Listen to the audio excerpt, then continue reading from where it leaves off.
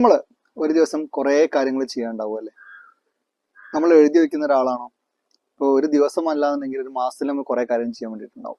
അതിൽ നമുക്കത് വളരെ സിമ്പിൾ ആക്കി മാറ്റാനുള്ള ഒരു മെത്തേഡാണ് 4Ds എന്ന് പറയുന്നത്. എന്താന്ന് വെച്ച് കഴിഞ്ഞാൽ ആദ്യത്തെ ഡി, ഡു ഇറ്റ്.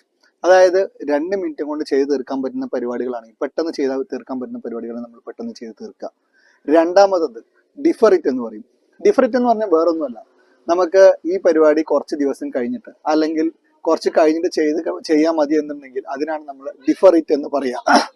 അതായത് മൂന്നാമത്തത് എന്ന് പറഞ്ഞു കഴിഞ്ഞാൽ ഡെലിഗേറ്റ് ഇറ്റ് എന്ന് പറയും.